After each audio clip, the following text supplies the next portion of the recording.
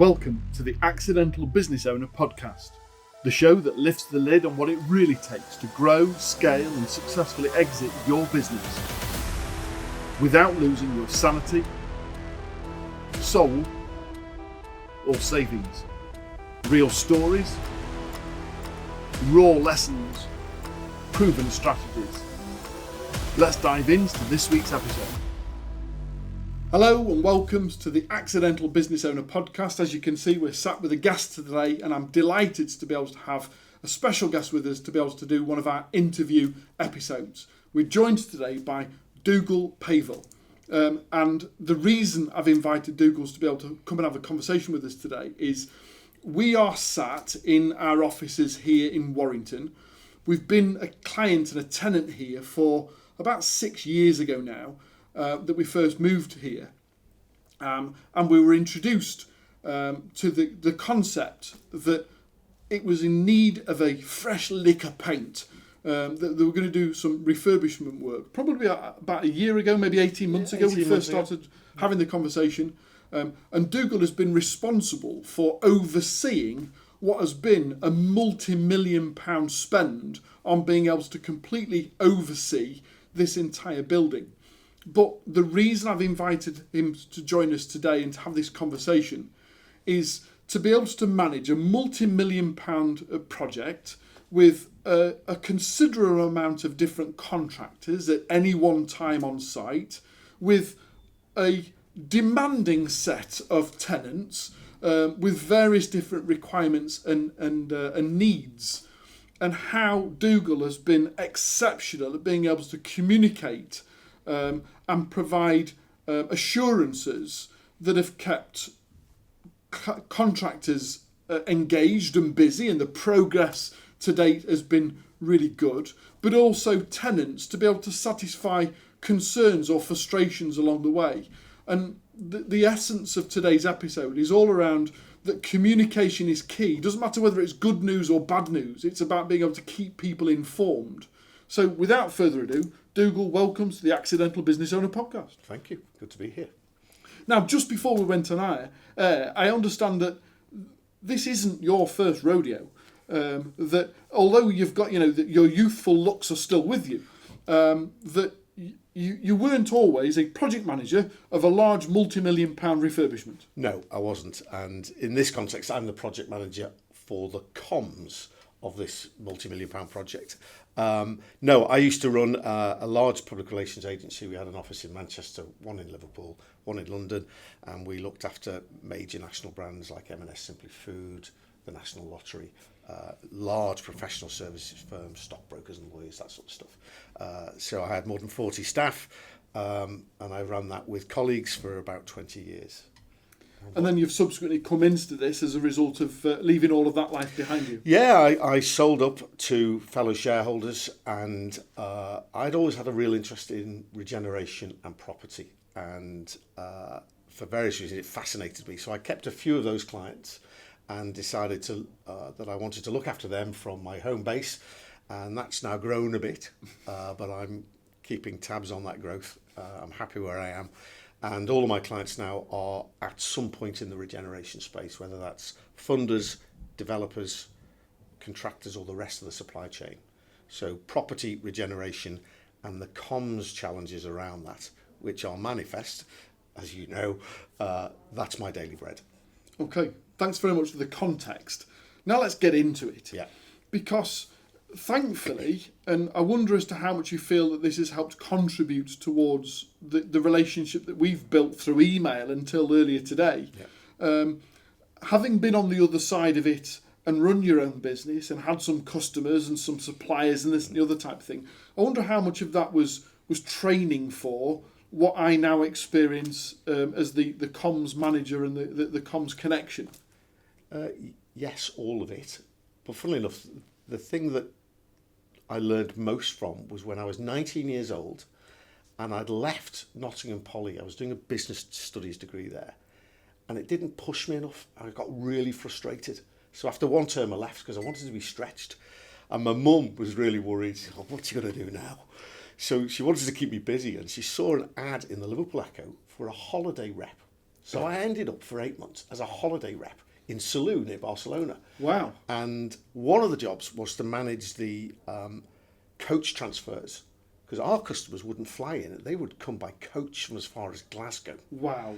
And there would be a coach handover where people would get off one coach and go on another on the French border at La Jonquera to then go to resort. And early in the season in particular, those coaches could be very late for various reasons as things bedded in. And I learned very quickly that being candid, open, and very clear with people was the best way forward to keep them happy.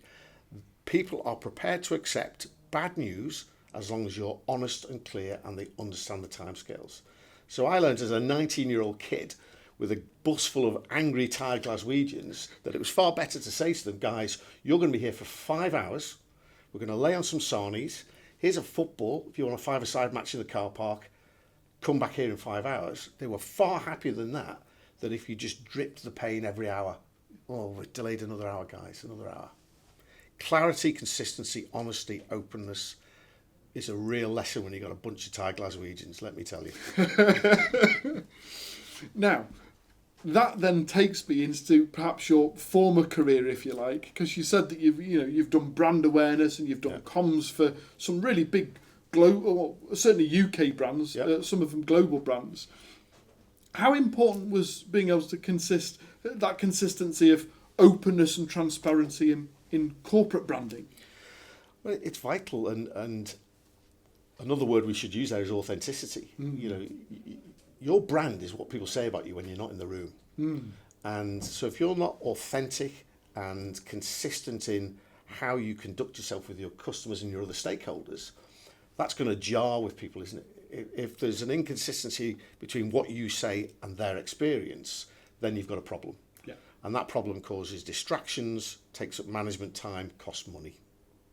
So clarity, consistency, authenticity, and it doesn't matter what sector you're in, are absolutely vital to any brand, because you want your stakeholders to be consuming the same message or messages and same approach all the time. So this goes right down into things like tone of voice. How do you sound? How do you feel? How do you make your audiences feel? Your audience will forget 95% of everything you say within 10 minutes you leave in the room. Please don't. But they'll remember how you made them feel.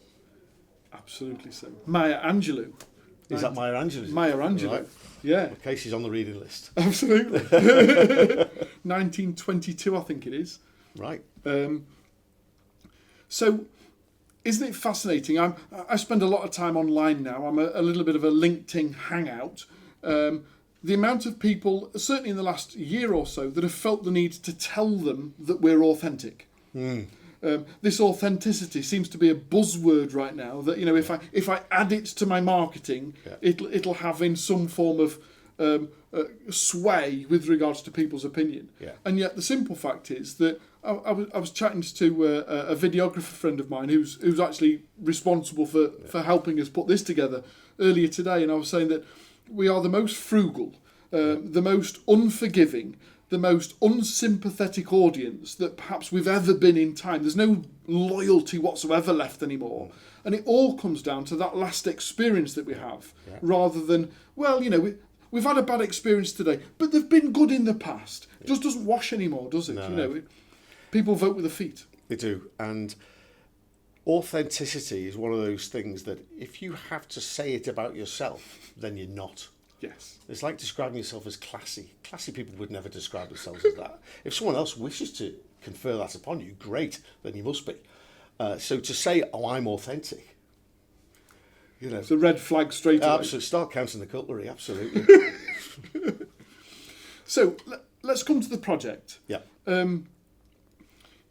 You've got a multitude of different contractors. Yeah. To be able to communicate with and liaise with. I've had a conversation with reception today about some scaffolding that's arrived. Yeah. And then you've on one side you've got a job to do. Yeah. And then on the other side there's all of these tenants that are getting in the way of us doing it. How do you manage both sides of the coin? Well, tenants would never get in the way of us. It could only be the other way around. This is your home. This is where you earn your living. This is where you look after your staff, your customers, your visitors. So you don't get in the way of us, we get in the way of you. So our job is, how do we minimise the disruption? There is going to be disruption, and we've always been very clear about that. So how do we minimise it? How do we mitigate it? And our job is to work with you and work with the supply chain to try and do that as best we can. It's never going to be perfect, and we've never promised perfection. It's a building site. And we've been very fortunate in that you guys, as tenants and customers of ours, have been cooperative, helpful, forthright, and have enabled us to manage this process well. Have people been upset or annoyed at times? Of course they have. You know, building can be noisy, dusty, disruptive. Our job is to do our very best to A, provide you with a conduit to let us know, and then B, get on it quickly. People accept that a job like this can be tricky and complicated and disruptive, but what they want to see is that you care, that you're listening, and that you then actually go and do something about it. Absolutely. And the quicker the better. So my job is to sit in the middle of that. I'm the fulcrum through which people come with things for me to solve or help with. That's my job. You're who we throw the rotten tomatoes at if we get it wrong. Yeah, and that's fine. That's my job. And to be able to share the pizzas on a Friday afternoon when we get it right. Yeah, absolutely. Yeah, absolutely so. There's two things that spring to mind from what you've just said. I spent my first 12 years in uniform as a rapid deployment soldier in the British Army. Oh, okay. And one of the things that we were always taught is no news is bad news. Yeah. It doesn't matter what news you've got to deliver, make sure it's delivered. Yeah. Everyone knowing is better than no one knowing. Yeah. Then the other thing is post-military. I've been grateful to have been funded through Disney Management and Disney Training Experience. Yeah. And there's a quote that every member of staff, and again this is 20 years ago, and it's ingrained in me that I could recite it today as I will. But there's a quote which we are all taught, that if you are ever seen to ignore it, is a disciplinary offence. Right. You can have a written warning for not demonstrating that you've applied this in your business. It doesn't matter what rank or responsibility you have within the business. If we ever do anything to fall below the high standards to which you expect, make sure you tell a member of staff as soon as possible, so you can be delighted with our response in return or in acknowledging it. Whilst we continue to surpass the expectation, please feel free to tell everybody else. Very good. It's a bit of a mouthful for the public to remember, but the principle and the culture is what matters there, isn't it? Yeah. You have to have a business culture that empowers people to use their initiative, make decisions, take responsibility for them, and then you have to have a culture that finds them doing that right and patting them on the back. Yeah. And then it works. But if there's a disjoint in some way, then it can very quickly fall apart, can't it? Massively so. Now, you might not be aware of this, but as a tenant, one of the experiences that I've had perhaps a little bit a while ago now is Scott and I hired a room and were recording podcast as we are today. And we'd been specific with reception with regards to whereabouts in the building do we need to be in order to be far enough away from anybody else and this and the other, because we've got a time scale to be able to deliver this, and we appreciate that you've got a job to do also. And ultimately, we need a room and a plant. Yeah. So we could do this in a variety of different rooms available to us. And on this particular occasion, we were in the second episode. We tend to record 3 or 4 at a time, but we were in the second episode, and a drilling started. And it was a case of, I looked across at Scott, and Scott looked back at me and he went, this is not good. We can pick this up quite clearly. We're going to have to stop and wait for that to finish. And a few minutes later it finished, so take 2. Yeah. And we were 30 seconds in, and the drilling, and it was a case of, okay, let's stop. Now, I could have said, we're on a building site. Yeah. But I could also have said, but hang on a minute, I've hired a room and I've got a job to do, and we need to find somewhere to do it. So rather than going to reception, as I poked my head out the corner, there's a guy in a yellow vest and a hard hat wandering around with a drill in his hand. I went, excuse me, pal, can we just... And within 30 seconds, I've got an apology, an acknowledgement of the problem that was being caused, a reason for why it was being done unexpectedly. He wasn't supposed to be in this side of the building, but somebody reported a problem from earlier, and he thought he could come back and try and get it fixed for them. And all of a sudden, within 15 minutes, it was resolved, and we went about our business. Great. And you were never aware of that, No, not at all. And I didn't need to report it anywhere because it got resolved. Yeah. But my point for sharing and the importance of this for watchers or readers or listeners of the podcast is purely on the premise that it's about having a conversation. Yeah. I'm almost known now for being the first to compliment and the first to complain in equal measure. Yeah. If it's good, I'll tell the world. Yeah. If it's bad, I'll go and find someone to complain to. Yeah. I am a 1 or a 10. I don't do it was a 5. You're a paying customer. I'm a paying customer. Simple. But I'll do that in life. I'll do that at the pictures. I'll do that at the restaurant. I'll go and find the pot washer to say thanks very much. At least the glasses were clean this time and all that stuff. I go out my way to be able to make sure that people are aware that I'm either happy or I'm not. Because as a business owner, I feel it's necessary for people to know that, to know whether you should do more of it or less of it. Don't ever come and watch Everton with me. So I guess my question then is, how have you made it so possible for tenants? I'm suspecting the same for contractors. How do you manage all of that communication bundle to be able to make sure that we receive the right information at the right time with the right circumstances, that we can plan accordingly? How do you mitigate the bomb going off? Well, you look ahead to see where the bombs might be, to be fair, because in some respects, notwithstanding your own experience you just outlined, most of the bombs we know about. We know when drilling should be starting. We know when scaffolding might be going up. We know when there might be banging on the roof. So it's about planning ahead and letting people know. So we have a project portal, and we update that every Thursday so people can see what's coming in the week ahead. Sometimes, as tenants have found through their inbox, we identify things that have come from left field. Anyone who's ever refurbished a house will know exactly what we mean. Things emerge from old buildings. So we tell you proactively. We say, we've discovered this. We need to do X or Y or Z to put it right. It's going to be at these times. Please be aware if there are any issues that this poses, come to us and we'll see what we can do. So you probably saw last week's email, which was talking about a power outage early on Sunday morning. But of course, people have servers running. They have all sorts of other things that we need to consider. And we've had a couple of people come to us saying, thanks for letting us know. That's great. Can you do this for us? We've been able to help them out, of course, and on we go. So at the heart of it is consideration. If my business was based here, what would I want?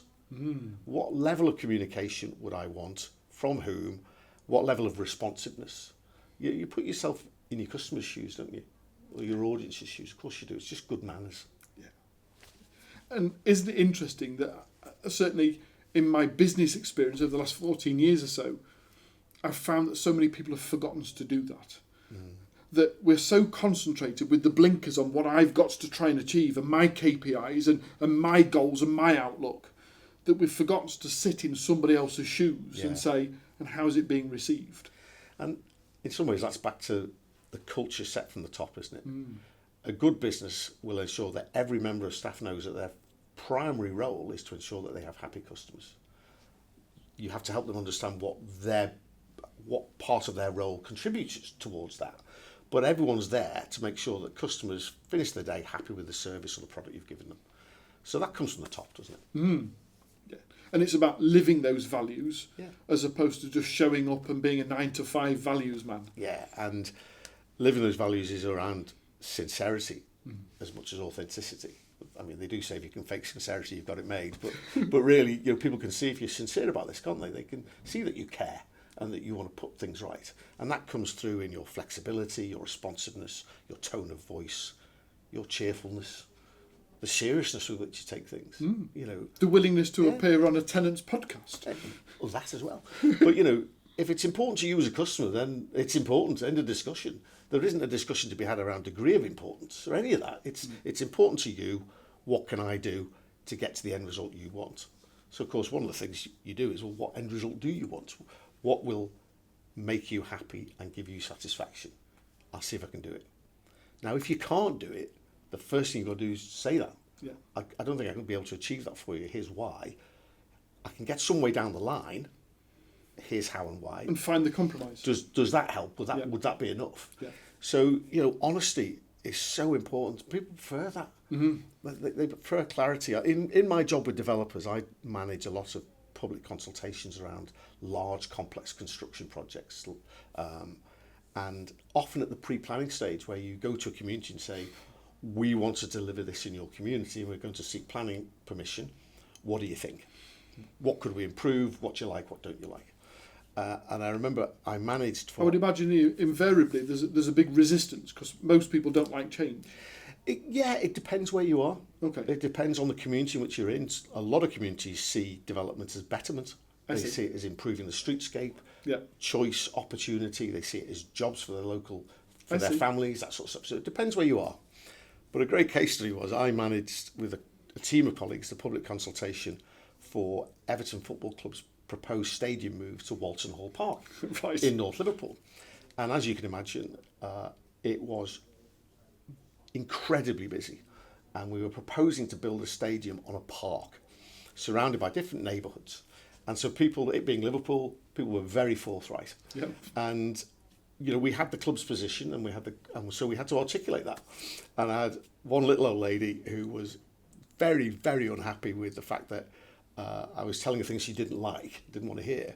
But at the end of it, she said, "Thanks, young man." She said, "Didn't like what you told me." She said, "But you were dead straight." She said, "I really appreciate that." And off she went.